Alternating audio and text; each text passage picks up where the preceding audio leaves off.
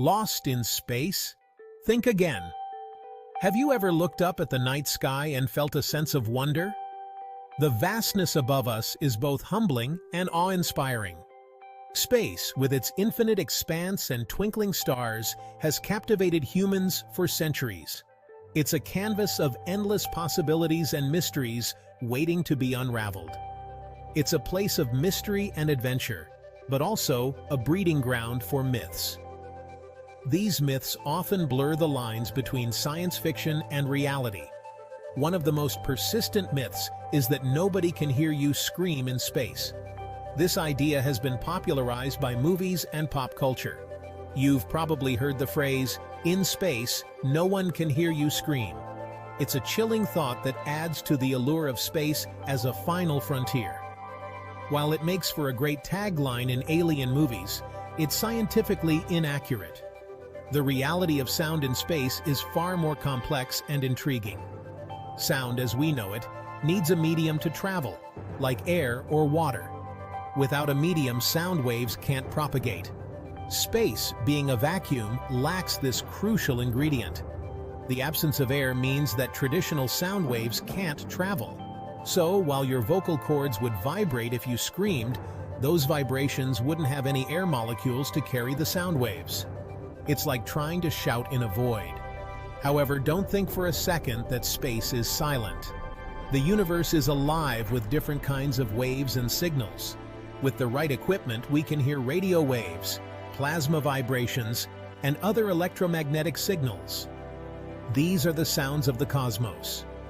These cosmic sounds tell fascinating stories about distant stars and galaxies. They offer a glimpse into the dynamic and ever-changing universe we are a part of. The Great Wall from space. Fact or fiction? This myth has been circulating for decades. The Great Wall of China is the only human-made structure visible from space. It's a romantic notion, imagining astronauts gazing down at our planet and spotting this ancient marvel. The truth, however, is a bit more grounded. While the Great Wall is undoubtedly impressive, stretching over 13,000 miles, it's not so easily discernible from space, especially when compared to vast mountain ranges or sprawling cities. Astronauts have confirmed that from low Earth orbit, the Great Wall is tough to spot with the naked eye. Its narrow width and the fact that it blends in with the surrounding landscape make it challenging to distinguish. So, what can astronauts see from space? Cities at night, with their bright lights, are easily visible. Large-scale agricultural formations and major waterways also stand out against the Earth's natural canvas. Don't get burned. The truth about space's temperature. We often think of space as being incredibly cold, and it's true that the vacuum of space has a very low average temperature. However, the reality is much more complex and fascinating. But it's not as simple as saying space is freezing. The concept of temperature in space is a bit tricky. It involves understanding how heat is transferred, or rather, how it isn't. Temperature is a measure of how fast particles are moving. The faster they move, the hotter they are. In space, there are so few particles that they rarely collide with each other, which means they don't transfer heat very well. This lack of particle interaction makes space a unique environment. So even if a particle has a lot of energy and is technically hot, you wouldn't feel it. The sensation of temperature as we know it on Earth doesn't apply the same way in space. Think of it this way. You could be in space right next to something incredibly hot, like the sun, and something incredibly cold, like a comet, and you wouldn't feel either extreme. The vacuum of space acts as an insulator. Your spacesuit, however, would experience very different temperatures on each side. One side could be scorching while the other could be freezing. This unique characteristic of space poses interesting challenges for spacecraft design. Engineers must innovate to protect spacecraft from these extreme temperature variations. Engineers have to consider how to protect spacecraft from extreme temperature variations while ensuring that internal systems operate within a stable temperature range. This involves advanced materials and technology to manage heat effectively. The balance of keeping a spacecraft's internal environment stable while dealing with the harsh conditions of space is a testament to human ingenuity and engineering prowess. Black holes, those enigmatic objects in space with gravity so strong that not even light can escape, often get a bad rap.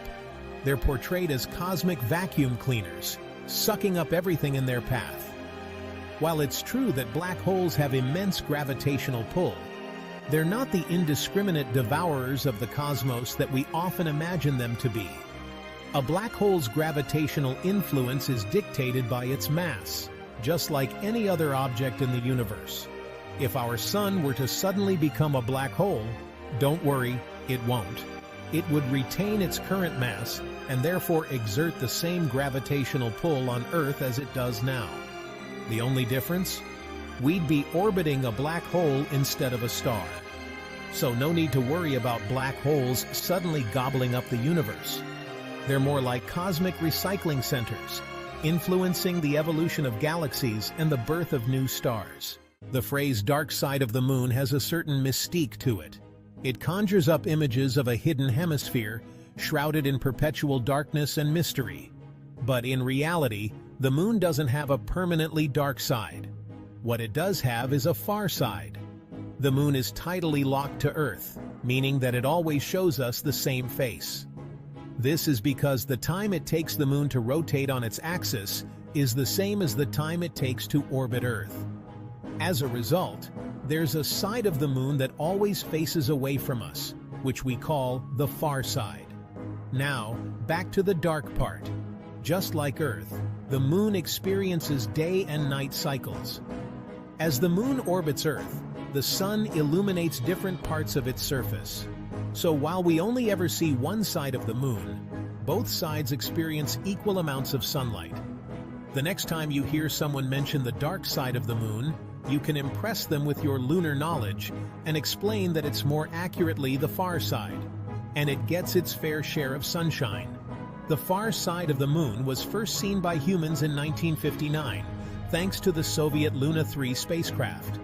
This mission provided the first images of the far side, revealing a landscape quite different from the near side.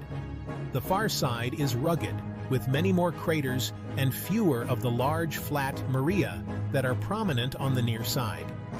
Understanding the far side of the moon helps scientists learn more about the history and evolution of our celestial neighbor. So, the next time you gaze up at the moon, remember that there's a whole other side full of secrets and stories waiting to be explored.